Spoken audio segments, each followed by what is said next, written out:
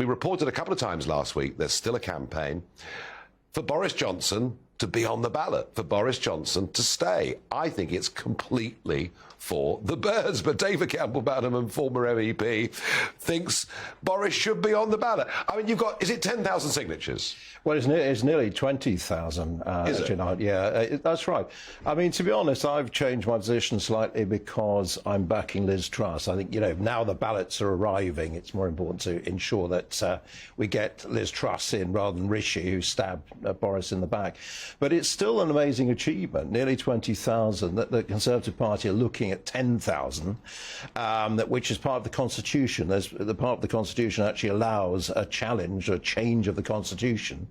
So I look at it in short term and long term. Long term, I think we do have to change the rules around the party leadership.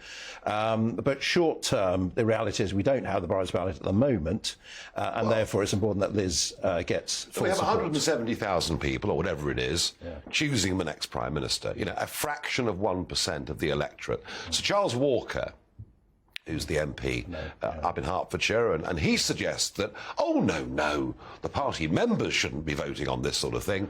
We should do it in Westminster. What would be a better way?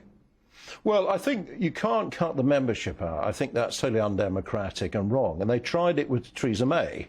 She was anointed, and look what happened. She fell apart when it actually came to the election, the worst possible moment, and we nearly got Corbyn as Prime Minister.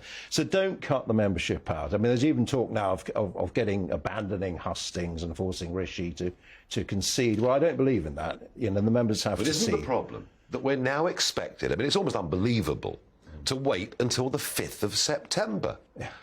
And we have an impending economic crisis, and you can, choose how severe you think it is, but it may well be an emergency.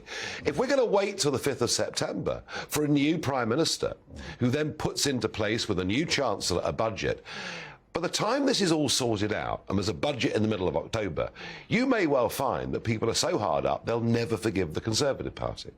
I think the scale of the challenges we face are very, very scary, to be honest, Nigel. I remember I liked going out in the 70s, personally. Well, maybe as a result of Boris Johnson marrying Carrie and bringing in the Goldsmith family and deciding to wheel wind turbines everywhere, they might go out again. Well, I personally think we've got to pause net zero until actually India and China stop building coal-fired power stations, which we're getting rid of, and that's creating a problem. I hear what you say. I think, look, government carries on. Liz Truss is still Foreign Secretary. She's still making decisions as Foreign Secretary right in the middle of this leadership contest. Government is preparing, quite rightly, for an emergency budget. But how can it when it doesn't know who the leader's going to be? One of the most sensible things I heard today was that the Treasury, the Civil Service, should be working now with the Truss and Sunak campaigns and say, look, if you win this, what is it you want to see in this budget, so that actually they can move quickly. As I understand, that's not actually happening. Well, I don't know if it's happening or not, but obviously the civil service is grinding on, and that you have the 2019 manifesto, which both of them are actually signed up to. So there's that backdrop as well. I'm not saying everything is being delivered on that. But actually, and here's my biggest gripe about the whole thing. Right? There's a 2019 manifesto that got a whopping great majority. Some of it was utterly dishonest.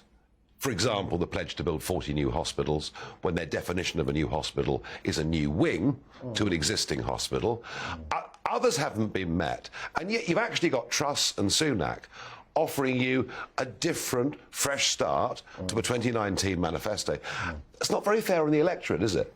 Well, I think, I'm seeing a lot of policy thinking coming through, which I like. Lower taxes, from Liz Truss. I like where she's heading on this. And dealing with net zero, as we've touched on, pausing it or whatever you're going to call it. I think it's very kind of rejuvenating, a lot of this policy.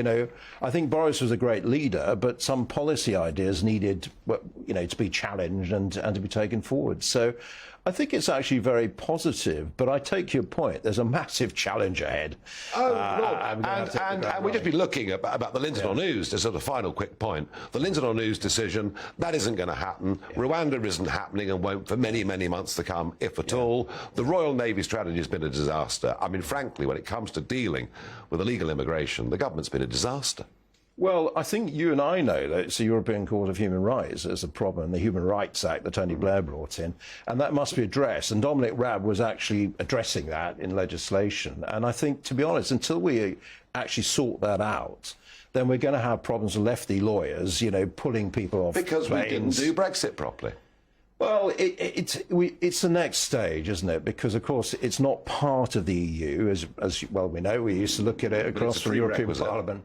Yeah, that's right. But I think, Suella Braverman said some very good things about that during this leadership contest. I have to tell you, I think the Conservative Party is in more trouble than it really understands. But I love your optimism, which is very, very important. And thank you for joining us.